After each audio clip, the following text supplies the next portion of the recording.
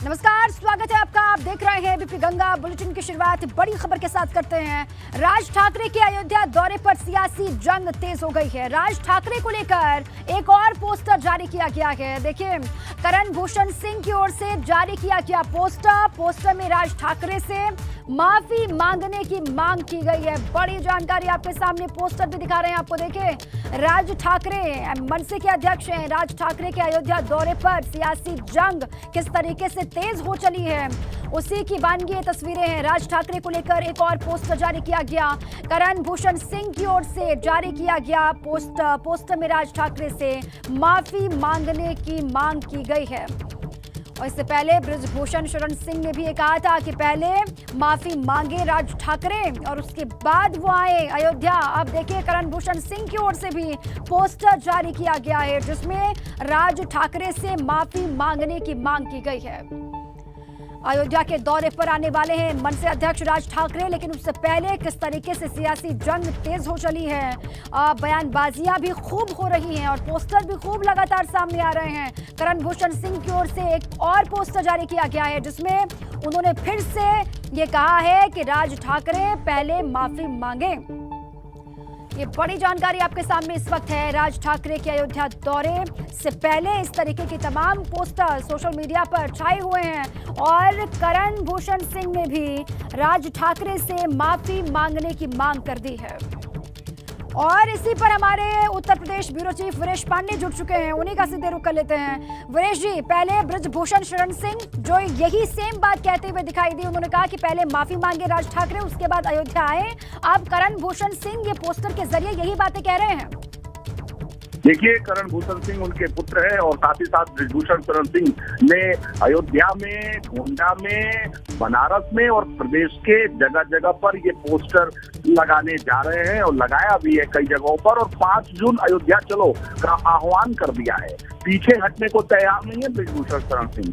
राज ठाकरे के बिना माफी के उत्तर प्रदेश के प्रवेश को वो वर्जित करना चाहते हैं। वो कहते हैं कि मुख्यमंत्री से नहीं मिलने दूंगा, वो कहते हैं कि अयोध्या नहीं आने दूंगा। मुख्यमंत्री से उन्होंने आह्वान किया है, मुख्यमंत्री से उन्होंने निवेदन किया है कि वो राज ठाकरे जो उत्तर भारतीयों को अपमानित करते हैं, उन्हें उत्तर प्रदेश की सीमा में नहीं घुसने दें। और मैं तो उन्हें अयोध्या में नहीं घुसने दूंगा, अयोध्या में रामलला का दर्शन नहीं करने दूंगा, क्योंकि शिवसेना और ठाकरे परिवार का रामलला के निर्माण में और रामलला का जो आंदोलन है उससे उनका कोई वास्ता नहीं है, ऐसा बृजभूषण शरण सिंह का दावा है।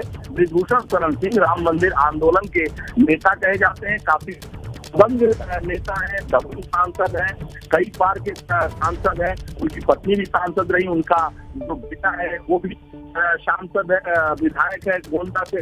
तो ऐसे में पूरा परिवार राजनीतिक है और गोंडा और देवी पाटन मंडल में बृजभूषण शरण सिंह का वर्चस्व है। भारतीय जनता पार्टी के एकमात्र बड़े नेता के तौर पर देवी पाटन मंडल में वो जाने जाते हैं। चाहे जिला पंचायत अध्यक्ष का चुनाव हो, चाहे विधान परिषद का चुनाव हो, चाहे भारतीय जनता पार्टी जब 2022 का चुनाव अभी लड़ रही थी, तो वहां पर पूरे मंडल में बृजभूषण शरण सिंह का अपना दखल रहा और अपने स्वयं के हेलीकॉप्टर से वो जगह जगह जाकर अपने जो भारतीय जनता पार्टी के प्रत्याशी थे उनके समर्थन में उन्होंने सभाएं की और यहाँ से लेकर बनारस तक जाकर, सैयद राजा तक जाकर उन्होंने सभाएं की हैं। और ऐसे में बड़े नेता हैं, वर्चस्व वाले नेता हैं, दबंग नेता हैं, जो लोग बृजभूषण शरण को जानते हैं। हालांकि जो एमएनएस है, यानी राज ठाकरे की पार्टी कह रही है कि बृजभूषण शरण सिंह कौन है, मैं नहीं जानता हूँ।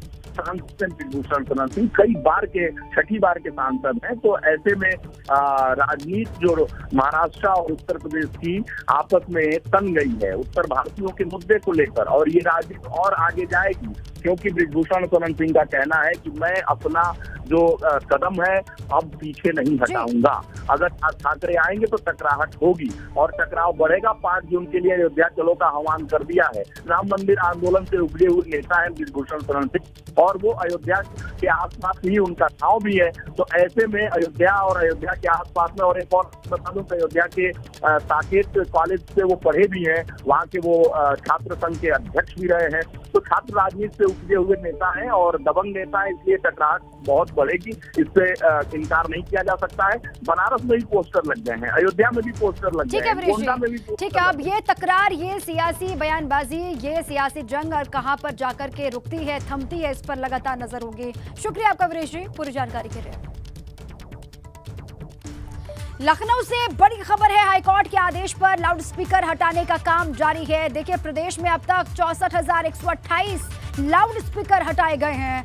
57,352 लाउडस्पीकर की आवाज मानक के मुताबिक कराई गई है और बरेली जोन में सबसे ज्यादा 17,287 लाउडस्पीकर हटे हैं और मेरठ जोन में 11,769 लाउडस्पीकर हटाए गए हैं। लखनऊ जोन की बात की जाए तो लखनऊ जोन में 10,610 लाउडस्पीकर अभी तक हटाए गए हैं। तो लाउडस्पीकर को हटाने की जो कार्रवाई है वो उत्तर प्रदेश में लगातार जारी है। हाईकोर्ट के आदेश पर लाउडस्पीकर को हटाने का काम युद्ध स्तर पर चल रहा है उत्तर प्रदेश के अलग अलग हिस्सों में। और ओवरऑल अगर आप देखते हैं तो देखिए, प्रदेश में अब तक 64,128 लाउडस्पीकर हटा दिए गए हैं और 57,352 लाउडस्पीकर की आवाज कम की गई है, मानक के मुताबिक की गई है। और साथ ही साथ अगर अलग अलग जोन वाइज आप देखते हैं तो बरेली जोन में सबसे ज्यादा 17,287 लाउडस्पीकर हटाए गए हैं, अभी तक का ये डेटा है। और मेरठ जोन में 11,769 लाउडस्पीकर हटा दिए गए हैं अभी तक। लखनऊ जोन में 10,610 लाउडस्पीकर अभी तक हटाए गए हैं और ये कार्रवाई अभी भी लगातार जारी है। अब इलाहाबाद हाईकोर्ट ने कल भी टिप्पणी की थी। इलाहाबाद हाईकोर्ट ने कहा था कि मौलिक अधिकार नहीं है कि अजान के दौरान लाउडस्पीकर का इस्तेमाल किया जाए। अब ये बड़ी खबर आपके सामने है कि कार्रवाई लगातार हो रही है। हाईकोर्ट के आदेश पर लाउडस्पीकर हटाने का काम युद्ध स्तर पर उत्तर प्रदेश के अलग अलग हिस्सों में जारी है। बड़ी जानकारी है, श्री राम जन्मभूमि मंदिर के लिए प्रस्तावित तीनों पथों की डीपीआर में खामी। सीएम योगी ने प्रस्तावित पथों की डीपीआर में खामियां बताई हैं। ये बड़ी खबर है, तीनों पथों के लिए डीपीआर पूरी तरीके से अव्यवहारिक बनाया गया, सीएम योगी ने कहा है। देखिए, अधिकारियों ने इसमें रुचि नहीं दिखाई। सीएम योगी ने फटकार लगाई है अधिकारियों को, ये कहा है कि अधिकारियों ने इसमें रुचि नहीं दिखाई है। और देखिए, बैठक में सीएम ने अधिकारियों को सुधार की चेतावनी दी है। सीएम योगी ने कह दिया है कि इसमें जल्द से जल्द सुधार करें। ये बड़ी खबर आपके सामने है। श्री राम जन्मभूमि मंदिर के लिए प्रस्तावित तीनों पथों की डीपीआर में खामी सीएम योगी आदित्यनाथ ने पाई है और इसी को लेकर जो खामियां मिली हैं, अब अधिकारियों को चेताते हुए सीएम योगी आदित्यनाथ दिखाई दे रहे हैं। तीनों पथों के लिए बनाया गया डीपीआर पूरी तरीके से अव्यवहारिक है, ये सीएम योगी ने कहा है। अधिकारी जो वहां पर मौजूद थे उनको ये दो टूक कहा कि जल्द से जल्द इसमें सुधार करें।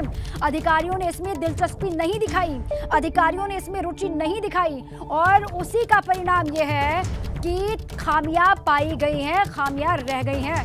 सीएम योगी आदित्यनाथ ने कड़े लहजे में कहा है कि सुधार करें जल्द से जल्द अधिकारी। ये बड़ी जानकारी आपके सामने है। तीनों पथों को लेकर जो तीनों पथों की डीपीआर है उसमें कुछ खामियां, कुछ कमियां रह गई हैं और सीएम योगी की नजर उन खामियों पर पड़ गई है। सीएम योगी ने प्रस्तावित पथों की डीपीआर में खामियां मिलने के बाद अधिकारियों को चेतावनी दी है। ये बड़ी खबर इस वक्त की आपके सामने। अयोध्या के दौरे पर योगी आदित्यनाथ, आपने देखा कल वहां पर उनकी मौजूदगी, अधिकारियों के साथ लगातार लंबी वार्ता भी हुई, बैठक, और उसी बीच में ये खामी उन्होंने पाई है डीपीआर में। इसी पर शैलेश हमारे सहयोगी जुड़ चुके हैं अधिक जानकारियों के साथ। शैलेश, डीपीआर में जो खामी पाई गई है, सबसे पहले तो उसके बारे में जानकारी दें और अधिकारियों को किस तरीके से कड़े लहजे में चेता दिया है सीएम योगी आदित्यनाथ ने, वो भी जरा बताएं। देखिए, मुख्यमंत्री ने कल जब यहाँ पर पूरी समीक्षा की तो उसमें जो लिखित समीक्षा थी उस दौरान जो अलग अलग 3 पथ बनाए गए हैं, देखिए जो सुप्रीम पथ है और इस तरह से कुल 3 पथ है जो राम मंदिर तक जाएंगे, तो उन तीनों पथ को लेकर उन्होंने पूरा डीपीआर देखा और डीपीआर में उन्हें तमाम खामियां मिली। उनको मुख्यमंत्री को ये तक कहना पड़ा सोर्सेस की माने अधिकारियों से कि ऐसा लगता है जैसे अधिकारियों ने बिना मन के इसको बस तैयार कर दिया है, जल्दबाजी में ठीक से ध्यान नहीं दिया है। और मुख्यमंत्री ने निर्देश दिए कि अब जल्द से जल्द इसको सुधारे और सुधारने के साथ ही जो प्रमुख सचिव है नगर विकास, जो आवास विभाग, तो उनको ये जिम्मेदारी दी गई है कि वो चीजों को देखिए कि नोडल विभाग भी है और 15-15 दिन तक प्रमुख सचिव को निर्देश है कि वो इसकी समीक्षा करेंगे। इसके अलावा जो अयोध्या मंदिर के कमिश्नर है उनको भी बोला गया है कि हर हफ्ते वो अपनी एक समीक्षा करेंगे इसको लेकर, ताकि जो काम है वो सही दिखे। और इन 3 पथ के अलावा अगर बात करें जो सड़कों के चौड़ीकरण का काम है, जो सड़कों के किनारे एक शेड बनाने के लिए भी मुख्यमंत्री ने कहा है, जिससे जो श्रद्धालु यहाँ पर दर्शन के लिए आते हैं तो उनको एक छाया मिली जाए, वहां पर उनके बैठने की कुछ व्यवस्था की जा सकती है तो करी जाए, पीने के पानी की व्यवस्था की जाए इस जगह जगह, जिससे जो बड़ी संख्या में श्रद्धालु आ रहे हैं उन्हें किसी तरह की असुविधा ना हो और वो दर्शन कर पाए। तो ये निर्देश मुख्यमंत्री की तरफ से दिए गए। हालांकि मुख्यमंत्री देखिए एबीपी गंगा ने कल ही ये बात बताई थी कि आज की बैठक जो कल की बैठक थी उसके बाद मुख्यमंत्री नाराज थे, जो कामों को लेकर अलग अलग प्रोजेक्ट की गति है। तो कुछ प्रोजेक्ट पर उन्होंने ये भी देखा कि जो रफ्तार है काम की वो उतनी तेज नहीं है, धीमी चल रही है। इसको लेकर भी मुख्यमंत्री ने अपनी नाराजगी जताई थी। तो देखना ये होगा कि जो नाराजगी किस रूप में सामने आती है। देखिए काम तेज होगा तय है, लेकिन कहीं ऐसा ना हो कि कुछ लोगों के ऊपर इसे लेकर राशि आने वाले दिनों में गिरती हुई नजर आए, क्योंकि मुख्यमंत्री जो है अयोध्या के विकास को लेकर हमेशा से काफी जा रहे हैं और क्योंकि केंद्र की भी मंशा है। और मुख्यमंत्री ने एक बात देखिए कल कही थी कि 1 साल का इंतजार और उसके बाद जो मुख्य राम मंदिर बन रहा है वहां पर रामलला विराजमान होंगे, लोग दर्शन कर पाएंगे। तो देखिए 1 साल का जो वक्त है देखते पता नहीं बिल्कुल ठीक है शैलेश। और अयोध्या में चल रहे विकास कामों में बिल्कुल भी हीला हवाली बर्दाश्त नहीं होगी, ये सीएम योगी के साफ तौर से उनकी तरफ से कही गई बातें हैं। बहुत शुक्रिया आपका पूरी जानकारी के लिए। और कल भी वो नाराज दिखाई दिए। 19,000 करोड़ की परियोजनाएं चल रही हैं अयोध्या में, उनमें से कुछ परियोजनाओं में जो रफ्तार कम है उसको लेकर वो नाराज भी दिखाई दिए हैं। ये जानकारी मिली वहां से। अब डीपीआर में जो खामी पाई गई है उसको लेकर भी सीएम ने ये कहा है कि जल्द से जल्द सुधार करें। वाराणसी के ज्ञानवापी मस्जिद का सर्वे लगातार चल रहा है। शुक्रवार को मस्जिद का सर्वे शुरू हुआ था। आज 3 बजे से एक बार फिर से सर्वे शुरू होगा। हमारे संवाददाता नीतीश कुमार पांडे की ये रिपोर्ट आपको दिखाते हैं। ज्ञानवापी मामले में सर्वे का आज दूसरा दिन है और दूसरे दिन आज टीम यहां पर आने वाली है। आज फिर 3 बजे से यहां पर सर्वे की शुरुआत होगी, लेकिन इसमें एक नया मोड़ भी आ गया है। जो प्रतिवादी पक्ष है वो वकील कमिश्नर के बदलने की मांग को लेकर कोर्ट में गुहार लगाने वाला है। इसके साथ ही आपको बता दें कि कल जिस तरह से यहाँ पर माहौल गर्म हुआ था, पूरे दिन गहमा गहमी का माहौल था, आज ये देखना होगा कि क्या प्रशासनिक इंतजाम पूरे होते हैं। क्योंकि जब एबीपी गंगा से जो मंदिर पक्ष है यानी जो वादी पक्ष है उन्होंने बातचीत की तो उन्होंने साफ तौर पर यह आरोप लगाया कि प्रशासन ने हमारा सहयोग नहीं किया। अब देखना ये होगा कि क्या प्रशासन के सहयोग में ये सर्वे पूरा होता है या फिर ये सर्वे आगे भी जारी रहता है। कैमरामैन विशेष के साथ नीतीश कुमार पांडे, एबीपी गंगा, वाराणसी। और इसी बीच एक बड़ी खबर है। सुपरटेक लिमिटेड ने सुप्रीम कोर्ट में जानकारी दी है। ट्विन टावर में घर खरीदने वालों को रकम लौटाने के लिए पैसे नहीं हैं, ये जानकारी दी गई है। बड़ी खबर आपके सामने। वित्तीय लेन देन यूनियन बैंक ऑफ इंडिया से कंपनी कर रही है बात। बकाया भुगतान के विवाद को सुलझाने को लेकर बातचीत हो रही है। और देखिए 107 घर खरीदारों को रकम वापस किया जाना बाकी है। और इसी बीच ये जानकारी है कि सुपरटेक लिमिटेड ने सुप्रीम कोर्ट में ये जानकारी दी है। ट्विन टावर में घर खरीदने वालों को रकम लौटाने के लिए पैसे नहीं हैं और वित्तीय लेनदार यूनियन बैंक ऑफ इंडिया से कंपनी बातचीत कर रही है। इसी पर हमारे सहयोगी अविनाश तिवारी जुड़ चुके हैं, सीधे उन्हीं का रुख कर लेते हैं। अविनाश, आज सुपरटेक लिमिटेड की तरफ से क्या कुछ कहा गया है और सुप्रीम कोर्ट में? देखिए अगर बात करें तो सुप्रीम कोर्ट ने साफ तौर पे आदेश दिया था कि जिन 107 घर के खरीदार हैं उनके पैसे वापस किए जाएं, जिस तरीके से दोनों टावर ढाए जा रहे हैं। इसके बाद अगर बात करें तो एमएस क्यूरी को अब सुपरटेक ने अपनी रिपोर्ट दी है, अपने तमाम सारे खातों का ब्यौरा दिया है, जिसमें पर्याप्त धनराशि नहीं है जिससे कि वो 107 खरीदारों के रकम की वापसी कर सके। अब चूंकि ये मामला सुप्रीम कोर्ट की निगरानी में है, एमएस क्यूरी अब इस मामले को सुप्रीम कोर्ट के जजों के सामने प्रस्तुत करेंगे, जिसके बाद फिर जज इस पे अपना कोई निर्णय देंगे। लेकिन सुपरटेक ने यह साफ तौर पर कह दिया कि उसके पास ग्राहकों को लौटाने के लिए पैसा नहीं, उसने अपने तमाम सारे जो खाते हैं, जो तमाम सारे जिसमें फंडिंग होती है, उन तमाम सारे खातों की जानकारी एमएस क्यूरी को दे दी है। सुप्रीम कोर्ट में अब ये जानकारी पहुंचेगी। अब देखना होगा सुप्रीम कोर्ट क्या कुछ निर्णय देता है जो खरीदार रहे हैं उनके घर की वापसी के पैसे की वापसी के लिए। ठीक है, शुक्रिया आपका अविनाश पूरी जानकारी के लिए।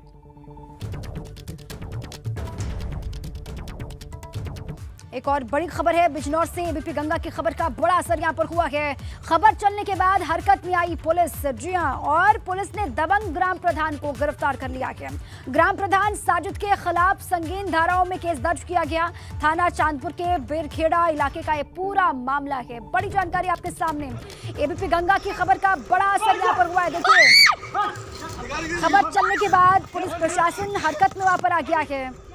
पुलिस ने दबंग ग्राम प्रधान को गिरफ्तार किया। ये वीडियो में ग्राम प्रधान को आप देख सकते हैं। ग्राम प्रधान साजिद के खिलाफ संगीन धाराओं में केस दर्ज किया गया है। अब पुलिस पड़ताल करेगी इस पूरे मामले की। थाना चांदपुर के बेरखेड़ा इलाके का ये पूरा मामला, वहीं का ये वीडियो, जिसके बाद देखिए पुलिस प्रशासन हरकत में आ गई। ये खबर एबीपी गंगा ने प्रसारित की, खबर को प्रमुखता से दिखाया और उसके बाद अब जो पुलिस प्रशासन में आता है वो एक्टिव दिखाई दे रहा है इस पूरे मामले को लेकर। और पुलिस ने दबंग ग्राम प्रधान को गिरफ्तार कर लिया है। ये इस वक्त की बड़ी जानकारी है। इससे होगी पूछताछ इस पूरे वीडियो फुटेज के बारे में। देखिए थाना चांदपुर के बेरखेड़ा इलाके का ही ये वीडियो और लोगों की भी मौजूदगी यहाँ पर इस वीडियो में आप देख पा रहे हैं। बिजनौर से बड़ी जानकारी है। एबीपी गंगा की खबर का बड़ा असर यहाँ पर हुआ है। खबर चलने के बाद हरकत में पुलिस प्रशासन यहाँ पर और दबंग जो ग्राम प्रधान है, साजिद नाम बताया जा रहा है, उसको गिरफ्तार कर लिया गया है और संगीन धाराओं में केस दर्ज किया गया है ग्राम प्रधान साजिद के खिलाफ।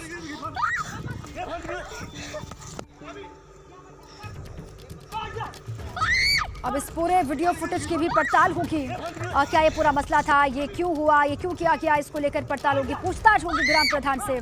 और पूछताछ में जो कुछ वो बताता है उसके बाद फिर आगे बढ़ा जाएगा। सरफराज हमारे सहयोगी जुड़ चुके हैं। सरफराज, देखिए एबीपी गंगा की खबर का बड़ा असर यहाँ पर हुआ। इस खबर को प्रमुखता सामने दिखाया भी और उसके बाद पुलिस प्रशासन ने एक्टिव वहाँ पर हो गया, एक्शन में आ गया, ग्राम प्रधान गिरफ्तार हो गया।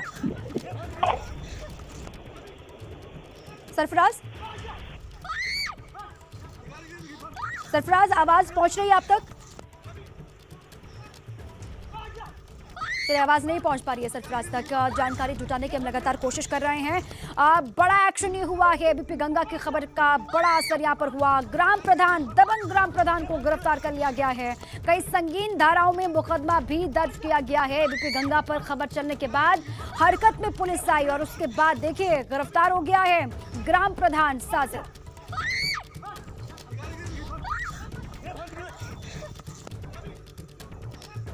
कई धाराएं, कई संगीन धाराओं में मुकदमा दर्ज किया गया है। इस वीडियो के सामने आने के बाद से कई सारे सवाल भी खड़े हुए थे और देखिए अब ये कार्रवाई हुई है दबंग ग्राम प्रधान साजिद के खिलाफ, उसको गिरफ्तार कर लिया गया है। कई धाराओं में केस भी दर्ज किया गया है। ये बड़ी खबर। आगे बढ़ते हैं। पीलीभीत से बड़ी खबर है। पीलीभीत का जिला अस्पताल भ्रष्टाचार का अड्डा बन चुका है। इसका खुलासा तब हुआ जब एक वीडियो यहां से सामने आया जिसमें एक ग्रामीण से फार्मासिस्ट दिव्यांग प्रमाण पत्र के नाम पर रिश्वत मांग रहा है। देखिए इसमें वो साफ साफ कहता हुआ नजर आ रहा है कि पैसे डॉक्टर को देने हैं और 2000 रुपए की रिश्वत वो मांग रहा है। फिलहाल डॉक्टर के नाम पर रिश्वत मांगने वाले आरोपी फार्मासिस्ट के खिलाफ एफआईआर दर्ज कर ली गई है। अब इस पूरे वीडियो की पड़ताल होगी।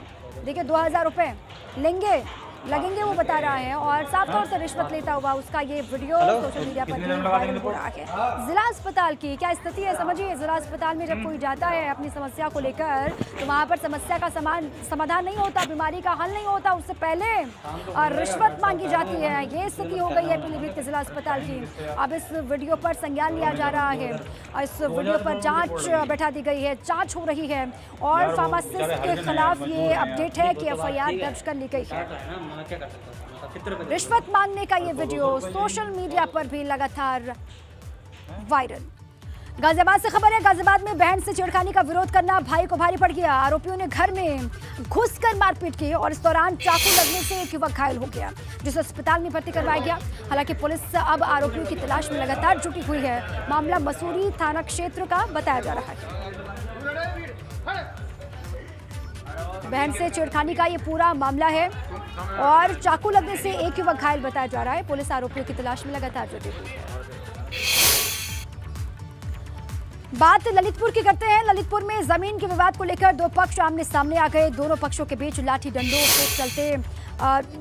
चलने की तस्वीरें भी सामने आई, दिखा रहे हैं आपको। और पिटाई का ये वीडियो सोशल मीडिया पर वायरल हो रहा है। पुलिस ने 12 लोगों पर केस दर्ज किया है। इस तरीके से बीच सड़क पर पिटाई हो रही है। देखिए पुलिस ने 12 लोगों पर केस दर्ज किया है। ललितपुर में दो पक्ष आपस में भिड़े और दोनों ही पक्षों के 12 लोग बताए जा रहे हैं जिन पर केस दर्ज किया गया है। अब क्या मसला था? जमीन का कोई विवाद बताया जा रहा है जिसको लेकर काफी वक्त से दोनों पक्षों के बीच में सब कुछ ठीक नहीं चल रहा था, खटपट की स्थिति थी। लेकिन अचानक से बीच सड़क पर ही वो भिड़ गए आपस में मारपीट होने लगी, लाठी डंडे खूब एक दूसरे पर चलाए गए। 12 लोगों पर केस दर्ज किया गया है।